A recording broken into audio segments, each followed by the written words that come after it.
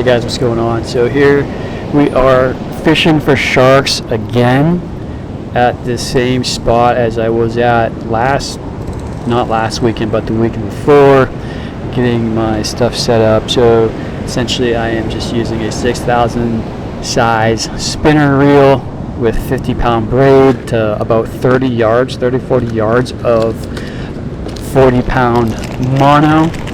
I find the mono is a lot easier to get untangled when you're dealing with seaweed, and yeah, so that's what I use. Right now I'm getting out a 6/0 ringed circle hook. Now I've been trying to find bigger ones at local tackle store, but they just don't seem to have them. I went to said tackle store yesterday and they were out of a whole bunch of hooks.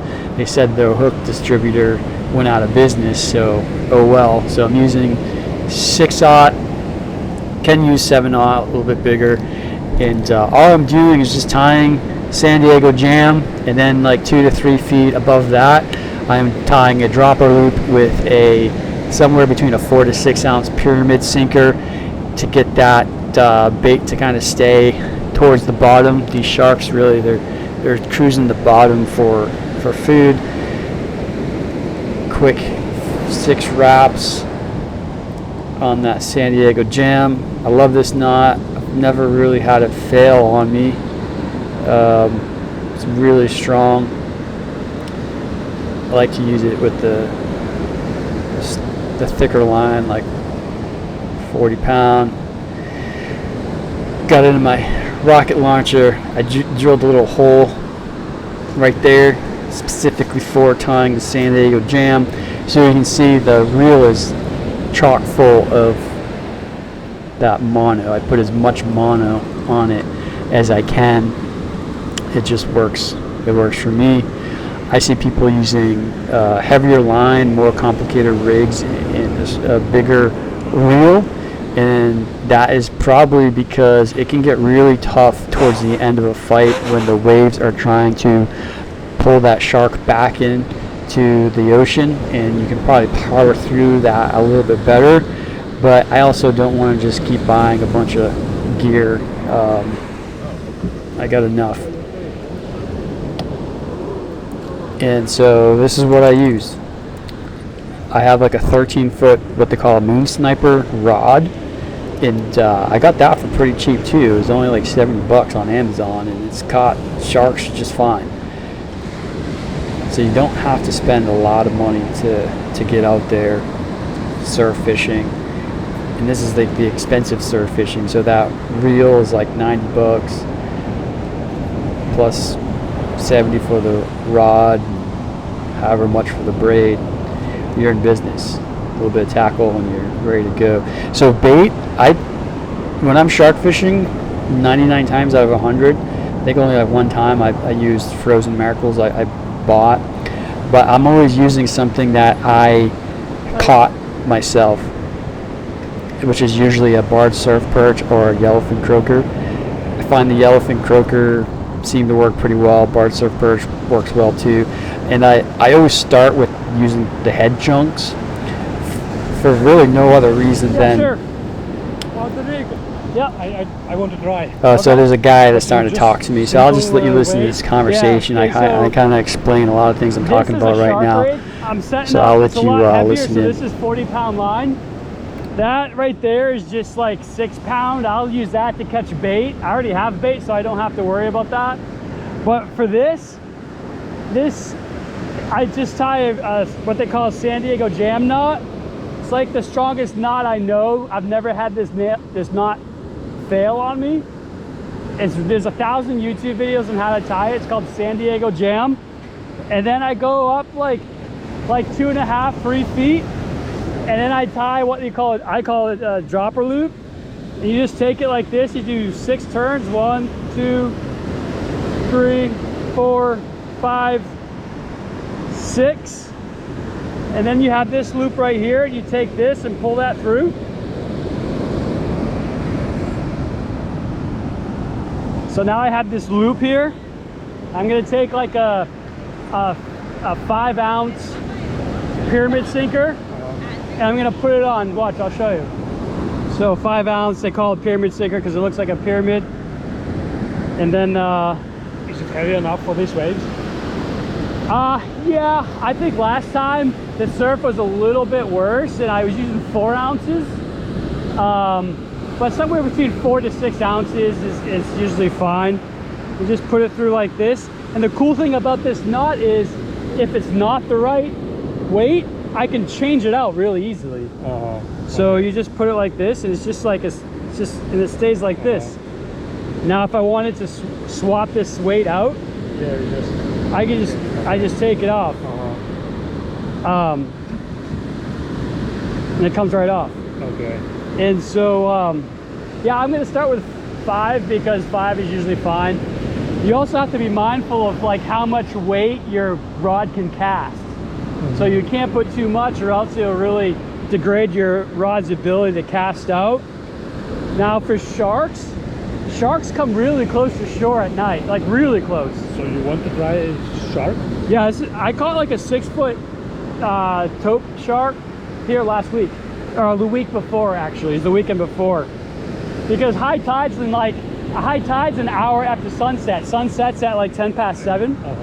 And so as the tide comes in, it gets deeper, closer to shore, and the fish will come in too.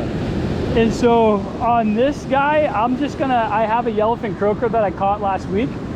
I'm just gonna cut off the chunk of his head.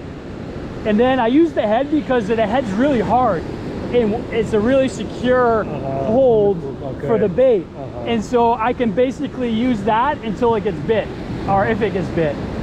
If you use body chunks, it will stay on. I've seen some guys use like a zip tie to keep it on, because if it's out there and say the tide or the current rips it off, you're not fishing anymore, you're wishing. And so I always start with the head. I have pretty good luck with the head, but mostly just pragmatically, it stays on the hook the best. And so yeah, so you can see, so this just sits on the bottom and this just kind of, you know, does whatever. And yeah, it worked last time. And I've seen you can go on YouTube, there's a couple different rigs you can do. Like a little bit complicated one is if you have a 3-way swivel, now for sharks, sometimes people use wire leaders. For the sharks in the surf, they typically don't have really big teeth, and plus I'm using the circle hook, which gets in the corner of their mouth. And so I'm not too worried about their teeth sawing off the line. I haven't landed every shark that I've hooked, but using a circle hook, I've never had them saw off the line. Like last weekend as well, I had a leopard shark right to shore, and then my line got caught in a bunch of seaweed and it broke off.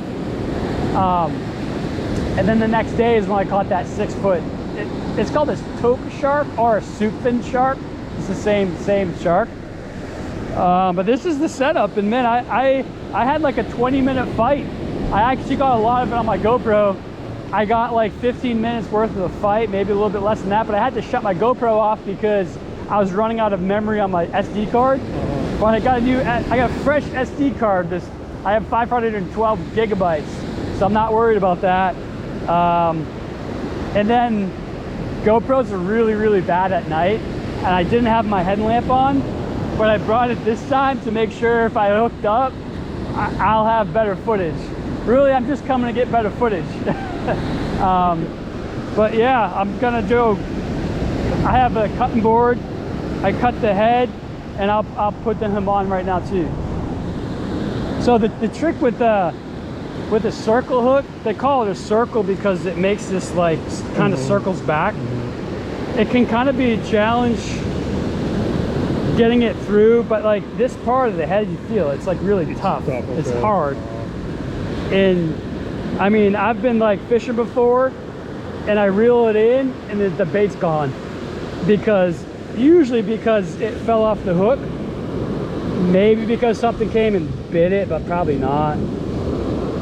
And so I just try to get it in there like as deep as possible, really. And it's kind of hard which is good. And get it over that barb, so that barb helps keep it on, and that's basically it. And then I'll cast it out after I wash my hands off. Now you don't have to get it all that far out. As the tide comes in, sometimes it will start to like come back in and just cast it back out. Really what I want to do is, like I said, so high tide's in like an hour and a half. Sunset's in about a half an hour. And I just tried to avoid the seaweed. But this is called monofilament. It's a lot easier to get yourself untangled with mono. And there's another fishing line called braid, which if I cast it out far enough, you'll see. Braid's more, it looks more like a string, actually. Yeah, I know braid, but it's stronger than... It is. Right? It can be, yeah.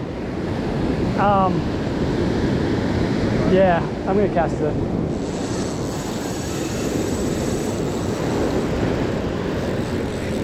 So I thought I recorded more of that conversation that I had with that gentleman who was just asking a bunch of questions, which I was totally happy to tell him what I was up to.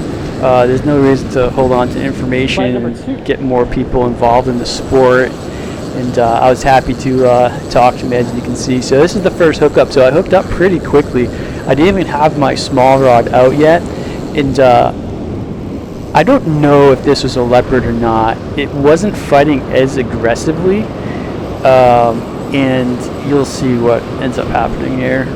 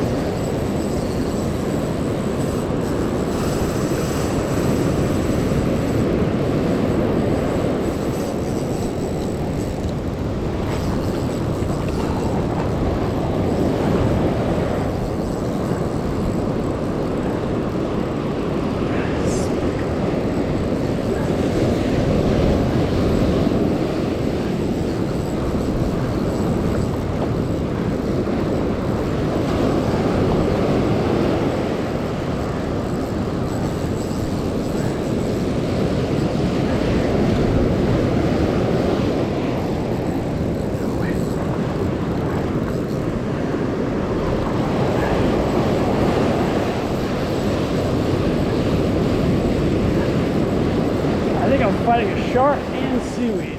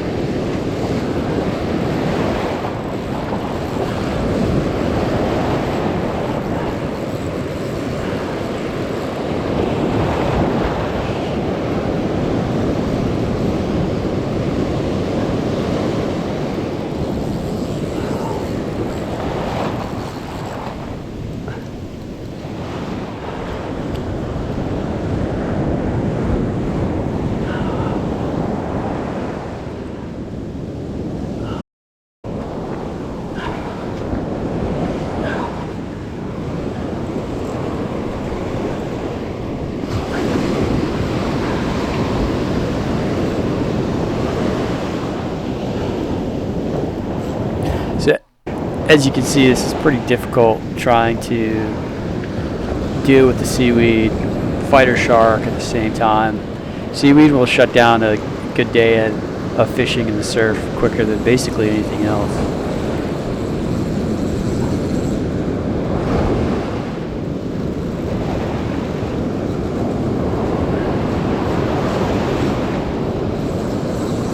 So I was able to get to a point where I was able to like shake the seaweed down and then reel, but as soon as that seaweed got to that first eyelet, it would just jam up and you couldn't get any line in at all. And your drag is fighting the weight of the seaweed plus the weight of the shark. It just makes it really difficult, obviously.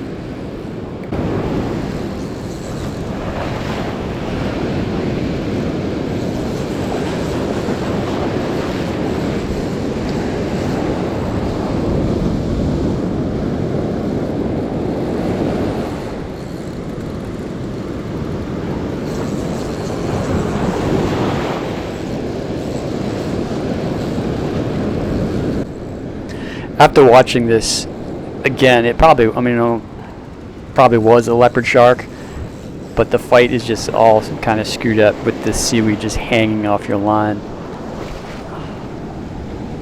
So I'm trying to, and you just saw that big ball of seaweed on the left. I'm trying to deal with the seaweed on my line, but then avoid that, 20, 30 pound of seaweed that's flowing from left to right. So the current almost always flows uphill, so like from San Diego to LA, more or less northerly direction.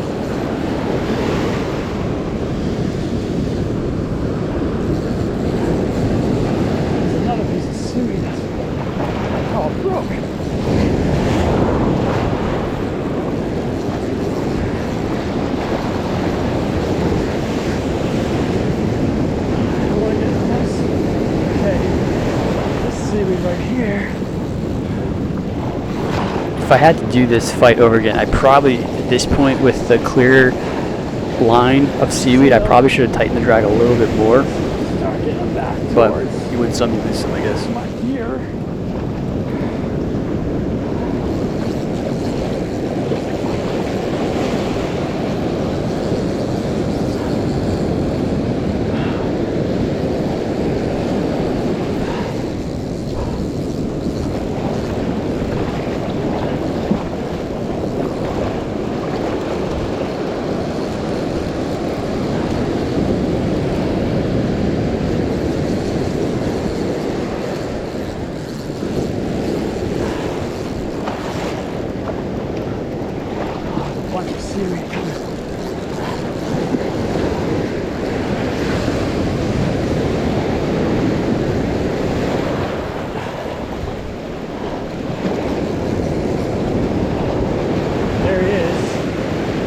Leopard, good size.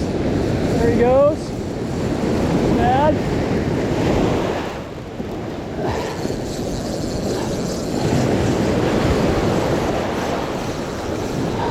Shoot! Whole bunch of seaweed coming my way.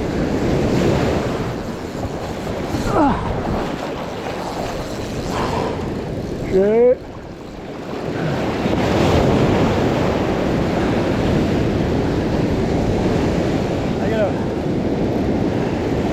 Try to avoid this seaweed. Let's do it now.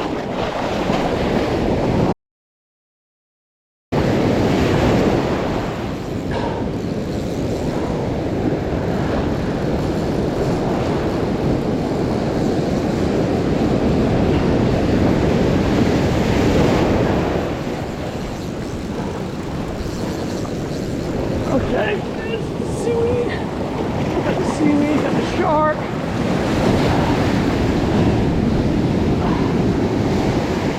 Let the drag do its thing. I got more. Shoot.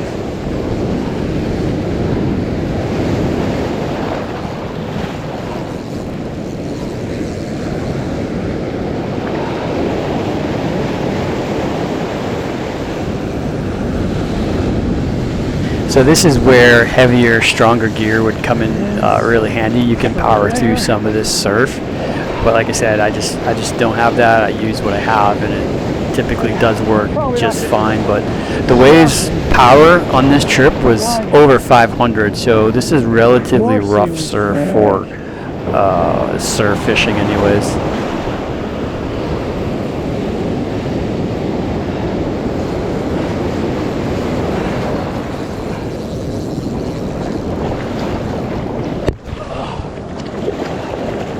Got the seaweed, got the shark. Let's try to get him up this way more. There he is again.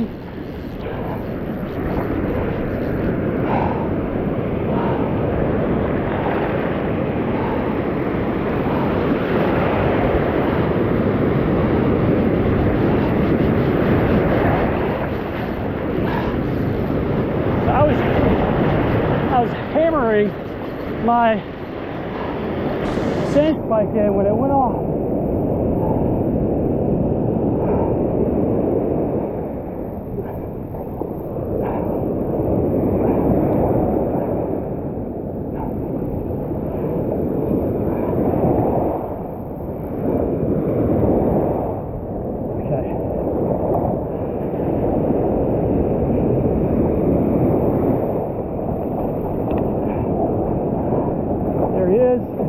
Can't grab him yet. Let's go with the surf. And bring him in, bring him in, bring him in.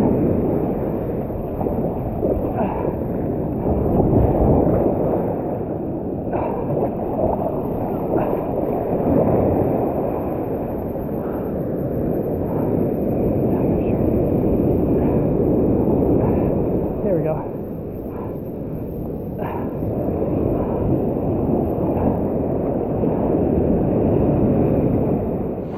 And if you're thinking that this is taking a long time to get in, it is, but I was being really cautious with the drag. I was afraid with the seaweed in the water, if I tightened up the drag, the line would break. And so I'm probably fighting this with a little bit looser drag than I could have.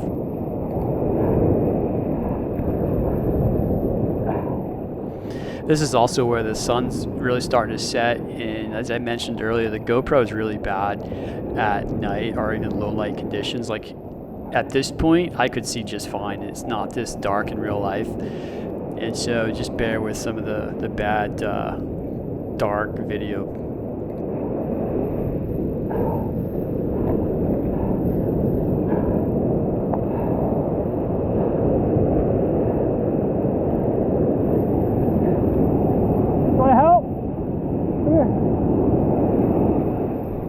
So I saw these people watching me. I need help. Yeah. And so I give this girl a quick crash course on how to reel in a shark. Just reel it, reel it. That way, okay. As I try to grab its tail. I'm gonna grab it. Okay. You just reel. Okay. Don't, you gotta keep tension on the line the whole time. Okay.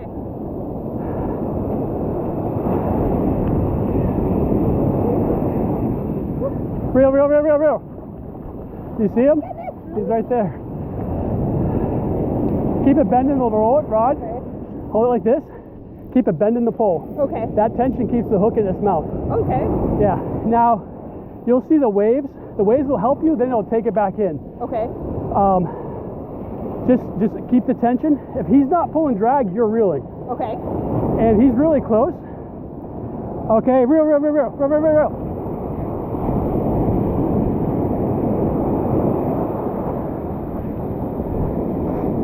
Keep reeling.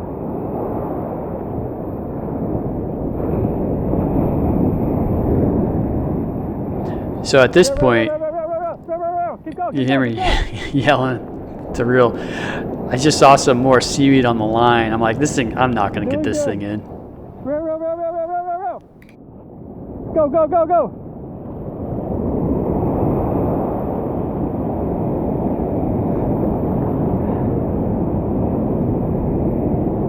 Yep, keep going.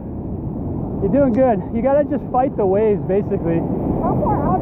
Okay, now reel. When he stops swimming, you have to reel.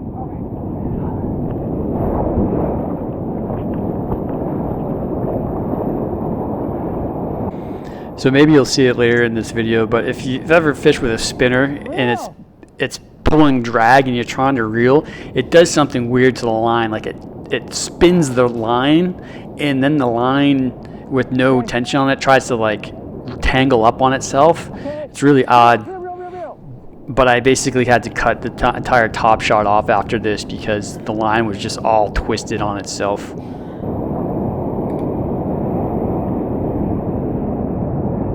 All right, you keep doing that. Keep doing that. Okay. Stop for just 1 second.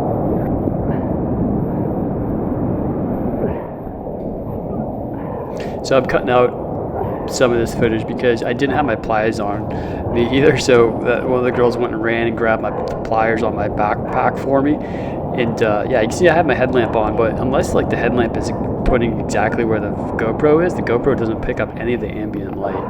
So sorry, it's not the greatest footage. I'm trying to get the hook out of his mouth. That circle hook really does a good job, and these leopard sharks have a really, really strong tough like cartilage for their jaw. So once that hook is in there, it actually is really hard to get out. And they're good. So I flip the shark over when I'm trying to get the hook out, not only because that's where its mouth is, on the bottom of its body basically, but the shark will just kind of go into this weird trance when they're upside down. They don't move. And this thing was feisty. I was straddling it for a little bit, and the skin is sandpaper, and it chafed between my knees quite a bit. Then once it's out, you roll it back over, and it comes right back to life. Can you get my picture? Take a picture of both of us.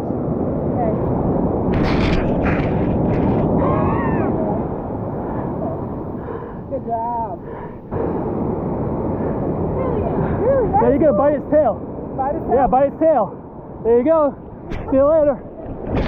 Yeah, so you hear me tell the girl, go ahead, bite its tail, and then I let it go. And then I had to cut out a lot more footage as well because the GoPro had water in the microphone and low light. It was just really bad. But here is another bite that I had.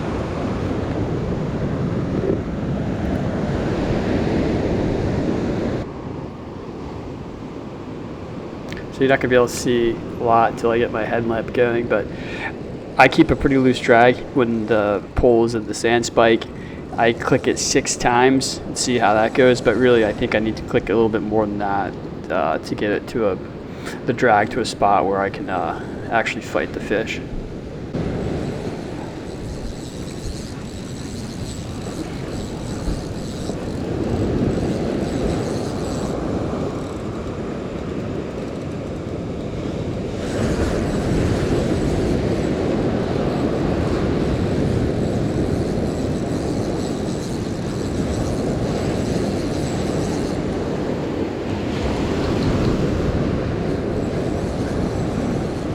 So I was thinking about packing in and heading home, and then I got this other bite.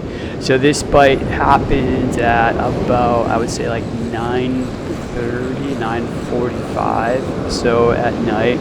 So the tide is going out at this point, and I was kind of tired from the fight before. Still, you do a lot of awkward, weird body movements when you're trying to get something like that in. I'm telling you, man, the waves are just one more thing you have to fight when you're trying to get one of these things onto the sand. It's definitely not something that you're used to dealing with if you're catching fish, you know, out in a boat. You saw that big thing of seaweed that I had to just get off my line, and so that light that you see is a flashlight that I had on my chair, which I thought would help with some of the light. Again, the GoPro just does a really bad job at picking up some of that ambient light. And I also had to turn off the GoPro. I did not get the full fight on this one because I filmed quite a bit this trip, and I was at 5% on one of my batteries. I bought one of the better batteries that GoPro has, and glad I did because I had the GoPro on quite a bit. And if you do use a GoPro in any capacity, you're gonna want to have a lot of extra batteries. Usually the memory is not a big deal. The SD cards, you can buy a 1 terabyte SD card, but those batteries, man, they go through batteries pretty quickly as well, but who cares about that? So here I am fighting it, and because the surf is, you know, the tide is going out, let's pull some drag. Because the tide's going out, the surf typically is a little bit smaller on that outgoing tide, and so it gives a little bit less of a fight of the surf. You have to fight the surf a little bit less at that point. And you know, again, so I find, you know, fishing through evening, through sunset, and through like a high tide to low tide is typically when I target. I'm sure sharks bite at low tide as well. You know, I know shovel-nosed sharks do. I was catching shovel-nosed sharks a dime a dozen on Grunion on a different trip on a pretty low tide at night. but it's just what I do. Is typically the tides I look for. If you're casting far out and the tide's coming in, it usually starts to just kind of bring your bait back to shore. And you know it's an outgoing tide because the weight with the tide and the current going out usually keeps the line like straight out to sea. And on an incoming tide, especially with uphill current or northern current, basically as you look at your line, it might be out at 12 o'clock, but then next you know it's at like 2:30, 3 o'clock. So there's the shark. Like I said, I had to turn it off because I only had 5% in the battery when I looked down at one point. And this guy was pretty hard to get ashore. The beach here is like steep. It's really hard to get these.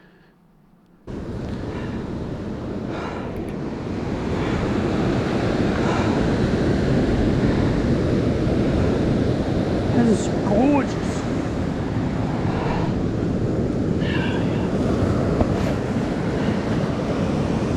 It's a female.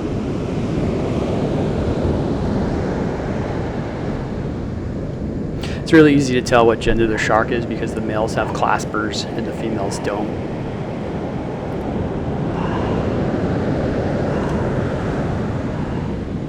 And that's it for this video. Like I said, the batteries ran out, and I let this one go. She swam off just fine. Again, flipped it over, so they look basically dead, but they're not. As soon as you flip them back over, right side up, they come alive. And these sharks weren't the biggest ones I've ever caught, but man, they had tons and tons of energy. Could be because of the warm water. I don't know.